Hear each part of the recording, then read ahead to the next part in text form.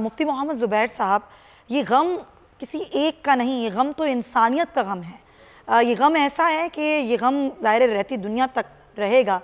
اور جب ہم بات کرتے ہیں کہ ایک مثال جو قائم کی گئی کہ جب آپ حق پر ہوں تو پھر آپ کھڑے رہیں، آپ ڈٹے رہیں اور آپ حق اور سچ کی آواز ہی بلند کریں۔ آپ نے پھر ظالم کے خلاف کھڑے ہو جانا ہے اور آپ نے ایسی طاقت بن کے کھڑے ہونا ہے کہ کوئی آپ کو ہلا نہ سکے۔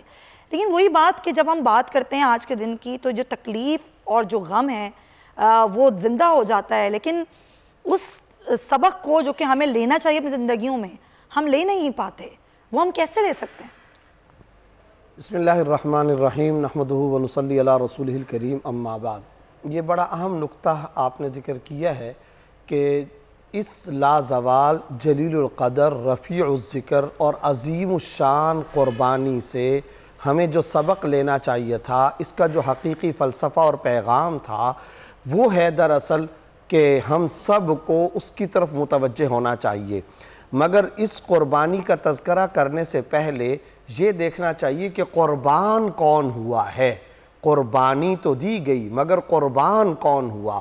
ایک مرتبہ سرکار دو عالم صلی اللہ علیہ وسلم اپنے گھر کے باہر نکلے تو حضرات حسنین کو اپنے کندھے مبارک پر سوار کیا ہوا کسی شخص نے دیکھا اور اس نے آ کر کے کہا کہ یا رسول اللہ، ان دو بچوں نے آپ کے کندھوں پہ سواری کی ہوئی، یہ سواری کتنی اعلیٰ ہے۔ آپ صلی اللہ علیہ وسلم نے اسی وقت فرمایا، دیکھو سوار کتنے اعلیٰ ہیں۔ یعنی اپنی تعریف تو ہوئی، لیکن فرمایا کہ سوار دیکھو۔ تو قربانی تو ہوئی، مگر قربان کون ہوا؟ خاص طور پر اس کے اندر جو نقطہ دیکھنے کا ہے، حضرت سیدنا امام حسین رضی اللہ تعالیٰ ہیں کون؟ بابا علی ہیں، نانا نبی ہیں۔ شرافت و عظمت ہو تو ایسی ہو۔ پھر آپ یہ غور کیجئے، حضرت سیدنا امام حسین کی والدہ کون ہیں؟ حضرت فاطمہ الزہرا رضی اللہ تعالیٰ عنہ۔ والد کون ہیں؟ حضرت سیدنا علی رضی اللہ تعالیٰ عنہ۔ نانا کون ہیں؟ خود امام الانبیاء صلی اللہ علیہ وسلم۔ اچھا، اس دنیا کے اندر آپ تبلیغ کیوں کرتی ہیں؟ ہم جہاد کیوں کرتے ہیں؟ آپ تلاوت کیوں کرتے ہیں؟ آپ عبادت، نماز، روزہ، زکوٰۃ، حج، صدقہ، خیرات، ذکر، محاسبہ، تلاوت، یہ ساری عبادتیں کیوں کی جاتی ہیں؟ اس کے پیچھے دو مقاصد ہوتے ہیں۔ دنیا میں ہمیں عشق اور قربت رسول صلی اللہ علیہ وسلم مل جائے، آخرت میں ہمیں جنت الفردوس مل جائے، یہی مقصود ہوتا ہے نا۔ اب ہم غور کرتے ہیں، اس روئے زمین پر اگر قربت ملی ہے تو خانوادہ اہل بیت ان ہستیوں کو، اور وہ قربت بھی کیسی؟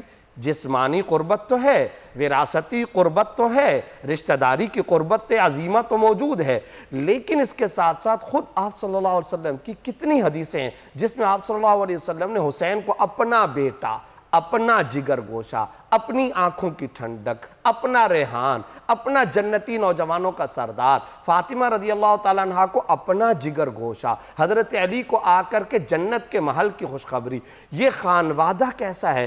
حضرت حسین کے بارے میں، حضرت حسن کے بارے میں ارشاد فرما رہے ہیں، الحسن والحسین سیدہ شباب اہل الجنہ۔ قیامت تک آنے والا ہر خطیب جمعے کے خطبے کے اندر یہ پڑھتا ہے کہ دونوں جنتی نوجوانوں کے سردار۔ پھر فرما رہے حسین منی وانا من الحسین، میں حسین سے، حسین مجھ سے۔ پھر فرما رہے عقیدہ بنا دیا، لا یحبک الا مؤمن ولا یبغضک الا منافق۔ جو تم سے محبت کرے سمجھ جاؤ وہ مومن اور مسلمان، اور جو تم سے بغض رکھے سمجھ جاؤ کہ وہ منافق ہے۔ اس کو عقیدہ بھی قرار دے دیا۔ پھر حضرت فاطمہ کے بارے میں کیا ارشاد فرمایا جا رہا ہے؟ فاطمہ بضعۃ منی، شمائل ترمذی کے اندر روایت موجود ہے، فاطمہ میرے جگر کا ٹکڑا، میرے دل کا پھل، میرا جز، اپنا جز، اپنے آپ کو ان کو اپنے آپ سے قرار دے رہے ہیں۔ میرے لیے دنیا کا سب سے بڑا اعزاز یہ نہیں ہے آپ مجھے کوئی لقب دیں، سب سے بڑا اعزاز یہ ہے آپ مجھے عاشق رسول کہہ دیں۔ نبی صلی اللہ علیہ وسلم ان کو اپنے سے اور اپنے آپ کو ان سے قرار دے رہے، گویا قربت رسول کا مقام بلند دنیا میں وہ بھی ان کو مل گیا۔ اور آخرت کے اعتبار سے کیا فرمایا جا رہا ہے؟ یہ جنتی نوجوانوں کے سردار، فاطمہ سیدۃ نساء اہل الجنہ، وہ جنتی خواتین کی سردار۔ حضرت علی کے بارے میں کہا جا رہا ہے کہ جنت کا محل، جنت کی خوشخبری زندگی کے اندر۔ پتہ چلا قربت رسول اگر قیامت تک کسی کو چاہیے اہل بیت کا دروازہ کھٹکھٹانا پڑے گا. اگر جنت الفردوس کسی کو چاہیے تو ان اہل بیت کا دروازہ کھٹکھٹانا پڑے گا. یہی تو انسان کی زندگی کا مقصود اصلی، ساری عبادات کا مقصود اصلی ہوتا ہے. قربت رسول بھی ہم کو مل جائے، جامع عشق محبت رسول بھی ہم کو مل جائے، اور اس کے نتیجے میں آخرت میں جنت بھی مل جائے. اسی لیے ترمذی کی حدیث کے اندر آپ صلی اللہ علیہ وسلم نے ایک تو خطبہ حجۃ الوداع میں ایک جملہ ارشاد فرمایا تھا، ترکت فیکم امرین، میں تو جا رہا ہوں مگر دو چیزیں چھوڑ کر، ایک کتاب اللہ و سنت رسول ہی صلی اللہ علیہ وسلم، اور اپنا طریقہ اور اپنی سنت.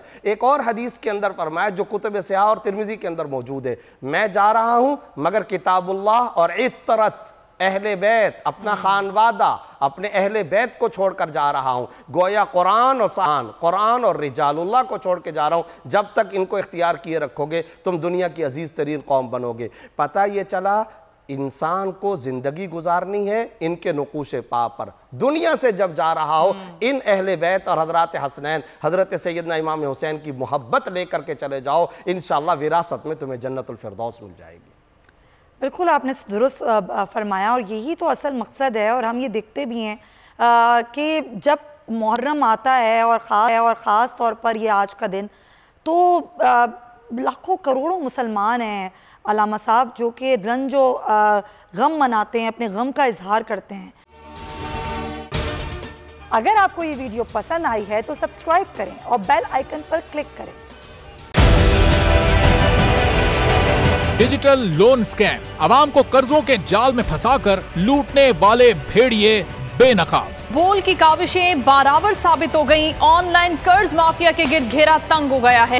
بول نے دیا اپنے عوام کا ساتھ، اٹھائی اس اسکیم کے خلاف آواز. بول کی ڈیجیٹل لون سکیم کے خلاف آگاہی مہم کی سب سے بڑی ٹرانسمیشن 59% عوام نے دیکھی اپنی اسکرین پر، کیونکہ بول ہے پاکستان کا نمبر 1 نیوز چینل.